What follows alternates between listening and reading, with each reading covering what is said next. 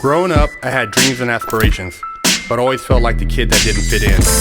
For the most part, I wasn't a bad kid, but when I made the transition into adulthood, I turned to the streets for guidance.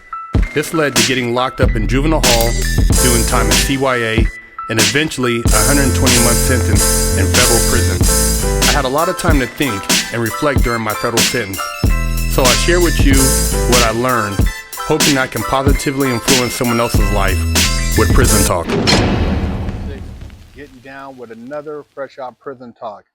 So I did a video a while back about this Raymond Childs III, and just a horrific situation, man.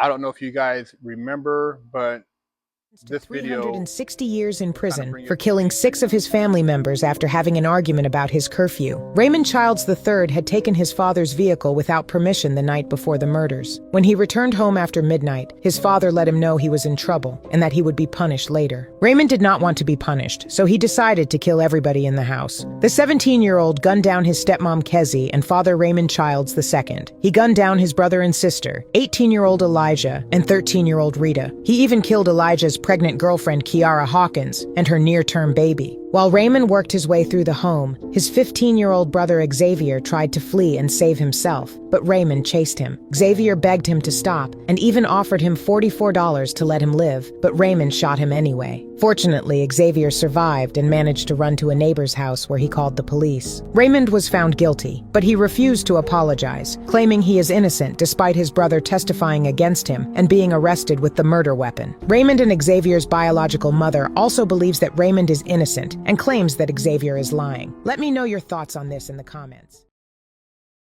So Raymond, from what I recall, had went over to her girlfriend's house, and his father had got after him and made him come home, and I guess a little discrepancy ensued, and Raymond didn't like what his father told him, and he couldn't go back out to visit his girlfriend, or it was past his curfew or something. But this dude killed 6 of his family members. Went and got a gun and murked him, man. He shot his father, his sister who was pregnant, his other brother, I think it was a stepmother, somebody else, I think a young girl, sister. And then his little brother was trying to get away, as I said in the video, begged him for his life. He shot him, but he survived. And he's saying he didn't do it. Who else did it? The little brother testified. I mean, something that traumatic. I don't see a little brother that looks up to their big brother making up the whole story. And this guy was found with the murder weapon.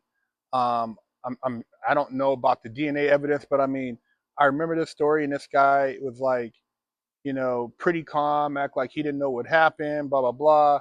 But his brother begged for his life, and he shot him. Still shot him. Luckily, he survived. But this is crazy, man. And when you come across people, if you look at this guy, and maybe if you talk to him in the pen or caught him in passing, you would never know, man. And that's the thing about certain people. You're like, what makes a person go do something like this, man? Somebody who's raised you, and you're mad because you got a curfew, or you can't see your girlfriend, or you got to come home. You want to take out your whole family. Who does that?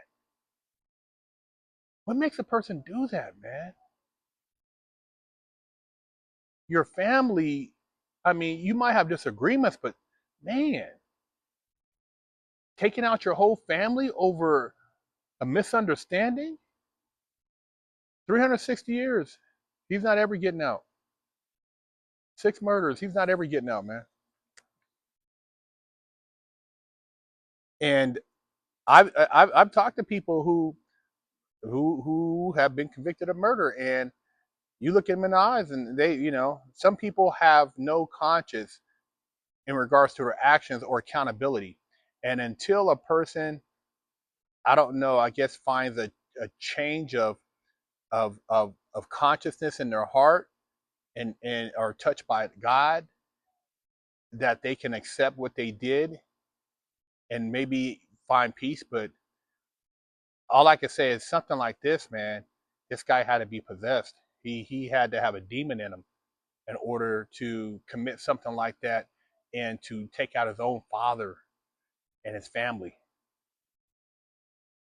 Life is so precious, man. Value the people that are around you. Be careful. I don't know if there's any signs ahead of time that would have even gave away an inclination that the guy was capable of this, but man, it's so sad, man. His sister had a baby inside of her. Dad who was raising, three other kids. The stepmom. I mean, everybody, man. Just everybody in the house. It's just sad, man. And this guy's like, oh, I didn't do it. He's innocent. The brother, they're saying he made up the story. I don't understand. Like, how would he make that up? I mean, kids, make up stuff, but something like that, and the weapon right there. I mean, and see, the thing about when stuff like this happens, a lot of people aren't thinking, because in that possession where you're possessed by a demon, that demon comes in, does something, and leaves. So you're like, what happened? What'd I do? And when reality kicks in, you're like, oh shit. I mean, if he's innocent, hopefully they find whoever it is that he claims responsible. Obviously they have there's no other suspects. Everything points right back to him. But yeah, sad situation, man. As far as all the family members who had to mourn that, I mean, and to the brother who lost everybody, man.